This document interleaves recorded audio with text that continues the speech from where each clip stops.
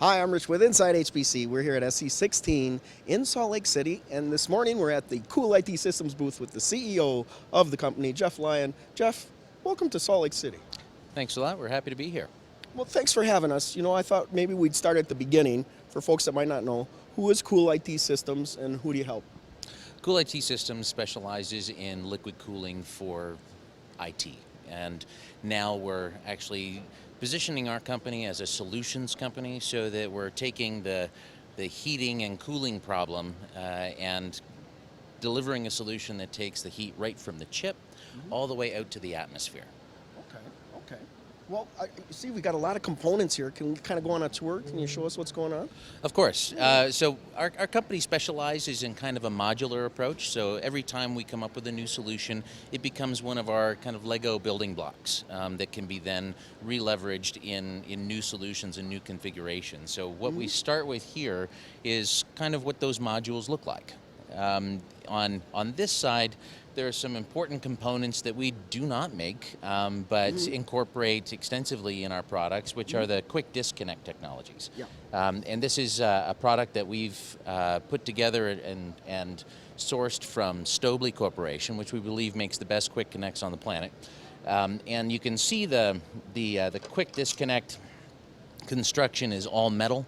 Yeah. Even the big ones and the smaller form factor ones have all metal construction so that they've got a strong, reliable wear life. We're going to have no issues. They are truly dry break because everybody's a little afraid of drips going down onto the IT system. So we decided that it was extremely important to not scrimp on that part of the technology.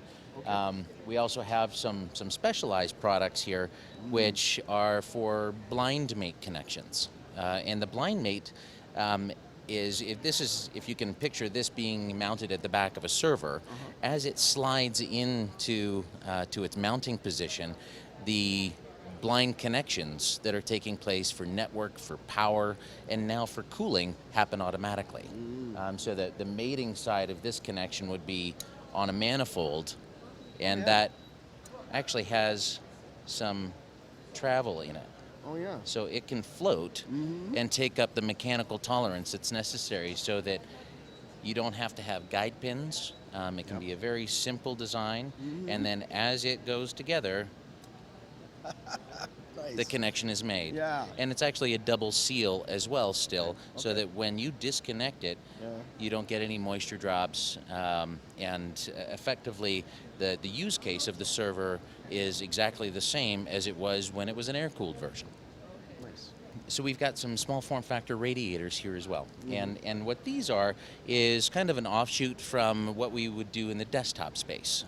So in some cases, a server design, they'd like to have a slightly higher powered CPU.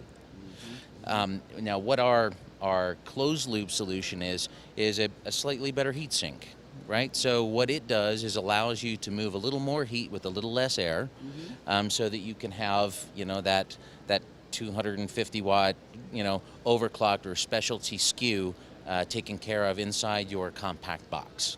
So we make those as well. Down here, we've got a couple of solutions that are now deployed. This one is actually for the FirePro S9300 X2. We just actually deployed about 28 racks of these in a radio telescope. I'm not sure if anybody may have seen the release on that. So that was an exciting project for us. Likewise, we have the dual GPU solution for the K80 from NVIDIA. And so we've got solutions for each of these specialized cards. We also have the P100 from NVIDIA, and these are for RAM. So the idea being that as this gets slid down onto the RAM banks, we're actually using liquid flow to gather the heat from the RAM itself. Even though it's lower heat, so you're not going to get much more than, say, 10 or in some cases as much as 18 watts per DIMM. it's still difficult to grab all that heat if you have a lot of them inside a server. Yeah, they So pack we them allow that. tightly together for those big memory systems. Right. Yeah.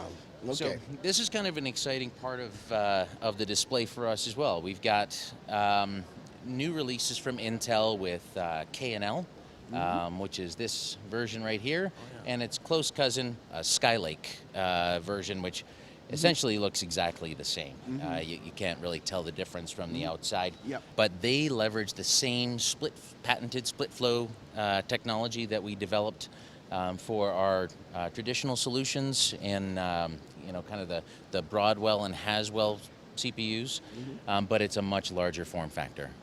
So we've got a very high density microchannel fin construction, and then that allows us to do a very efficient transfer of heat with very little flow. So we use good economy with respect to the amount of water we have to push through the rack. So Jeff, looks like we've got some more Knights Landing hardware here. We do. We've actually done a number of solutions. They're starting to roll out now, thankfully. And one of the things we're highlighting here on the booth are the number of OEM solutions that we've done. So this is an example here of a Knights Landing solution that we put together with NEC. They call it their Blue Marlin. We've done a great deal of configurations with a number of other OEMs that we've got displayed across the booth, and we can highlight each of them in a second. So Jeff, what do we have here? This is a Dell PowerEdge C6320, which is a very dense CPU configuration. It actually has 4 sleds that go into the back. These are actually slightly shortened tubes so that it doesn't look messy on the display, but it's a solution we put together with Dell and is now being actively marketed as an opportunity for people to have a very high density liquid cooled solution from Dell, and something that we're really happy about and proud about. If you remember at the last show, we were launching the Lenovo solution. So now we're highlighting all of our other OEM solutions as well. So as you mentioned, we got NEC, we got Dell, and we have HP here. Oh, yeah. So this is pretty cool. It's a HPE trade and match server solution. So what's being done, as we talked about over there, we're using a small form factor radiator to be a little better heat sink. So the ability for this solution to dissipate essentially what amounts to an overclock processor. So this gives the added power envelope so that the power can be put up, the frequency clock can increase, and then the performance for that market specifically can be satisfied. So that's an exciting development for us, and we're encouraging folks to contact their HPE representative to have a look at these. Also with HPE, it's actually on the same HPE Apollo 2000 platform. We have a manifolded solution. So whereas this one over here was kind of putting all the cooling into one CPU, all internal to the blade, this one is actually a manifolded solution, so it would hook up to the manifold on the outside of the system so that we can enable that chip to atmosphere path. So the heat always starts in the CPU, and then we take it out from the CPU to the manifold, then to our heat dissipation solutions, which is what we're going to have a look at next. Okay, Jeff, here we're talking about heat removal. What do we have? Well, this is an extension of our AHX product concept, and it doesn't have an actual name yet. We're calling it Project Panorama, named after the ski hill. If you recall, we had Revelstoke was our big CDU that we did a couple of shows ago. So this is Panorama, and what we've done is actually made a relatively small load capable heat exchanger. So what this does is it hooks up to the manifold in the back of the rack, and this would actually slide into the rack. So it has a front to back airflow. So this is the intake here. So the intake comes in across the bottom. There's a large heat exchanger here, and then the air comes up, across, and then out the back. So this is our exhaust here. And you can see on the back here where we've got our supply and return mounts. We've got network status, facility zone sensor. So you can actually do external leak sensing as well if you wanted to wrap leak sense cable around the manifolds if that was an issue. Yeah. We've actually got dual redundant power supplies as well.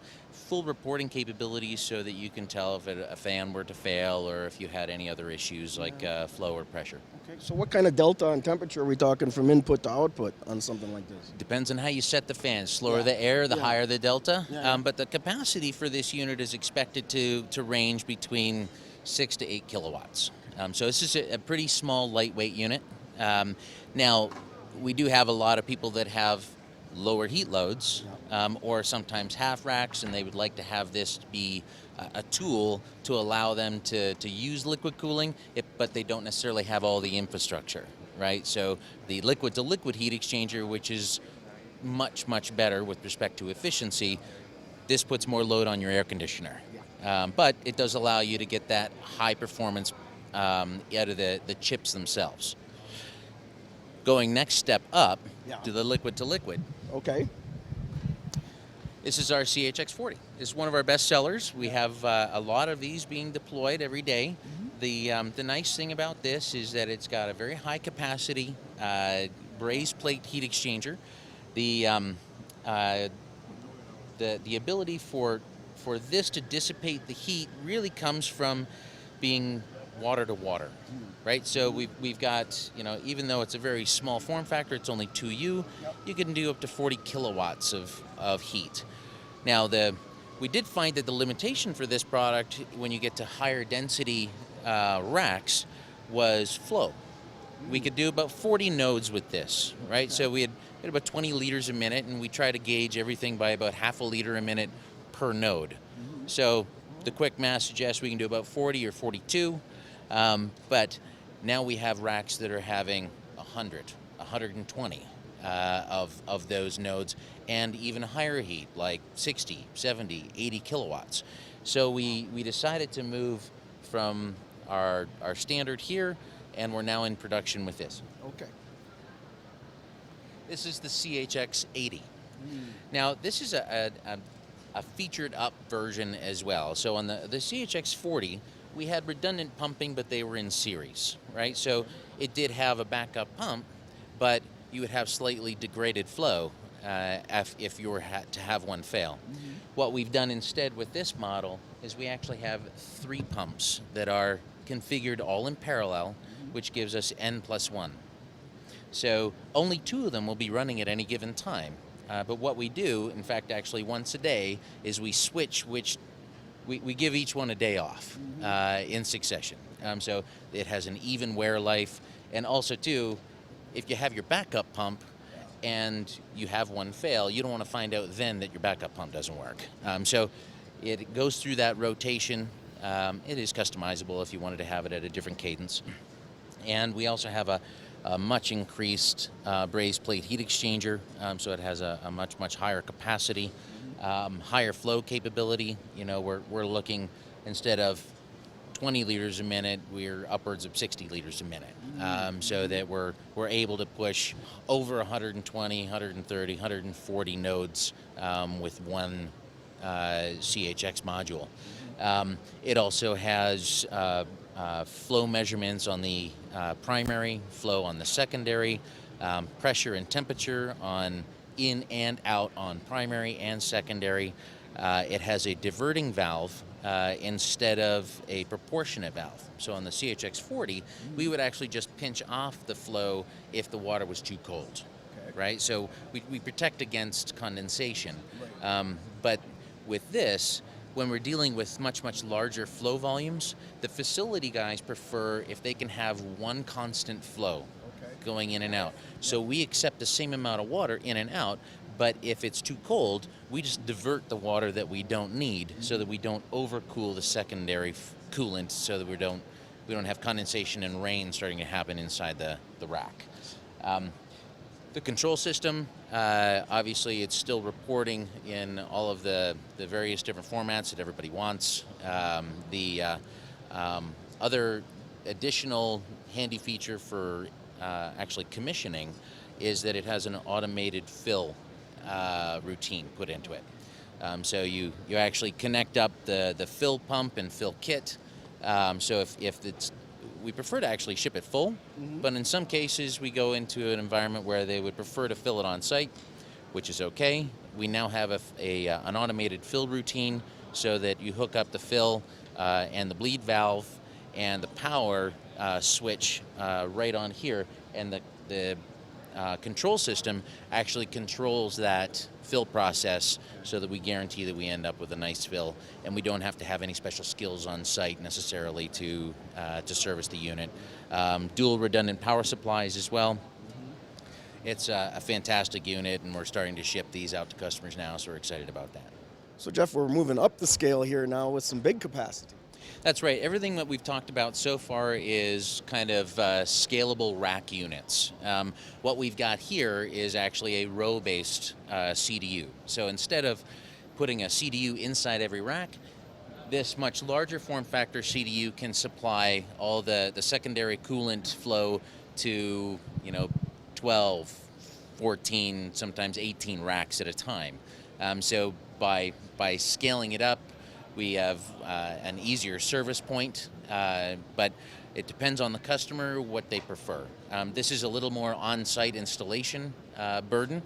So we have plumbing of the secondary manifold that has to happen on site, and that's done on a custom basis based on the floor layout.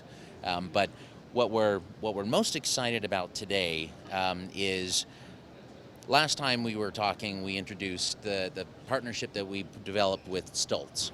And STULZ is our worldwide service partner. They're also a collaborating sales partner. And today we're showcasing the unveiling of a new product that we've developed and combined together. So I'll actually introduce the president of STULZ USA, and he'll take us through what that new product looks like. All right, Joerg, thanks for coming on today from STULZ. I understand you developed the product with CoolIT Systems, and this is the debut world premiere right here today. Kind of. Thank you very much for having us here. Yes, as Geoff already pointed out, this is the first joint project between CoolIT and STULZ. We actually wanted to talk about the story chip to atmosphere, meaning we want to bring together what CoolIT has to offer on the direct chip level cooling with liquid and the air-cooled section that STULZ can bring to the table and combine it in one element.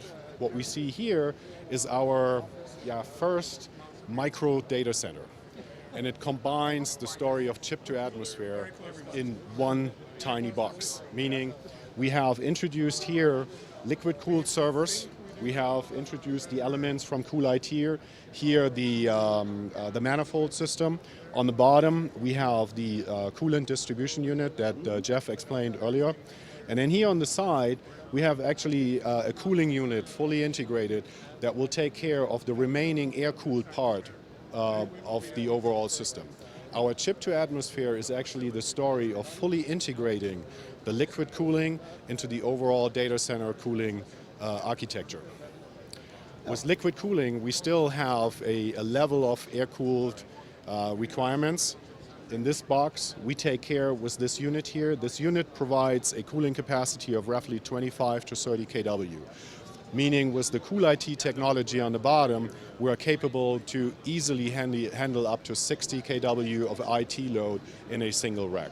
That's a lot, because from what I understand, you can't, like anything more than 40, you can't cool that with air. It just won't work, will it? We have done this in the past, but it requires a lot of technical finesse and detail. Yep. By applying liquid cooling to it and taking just the remaining air-cooled section, we can do much more in much less space.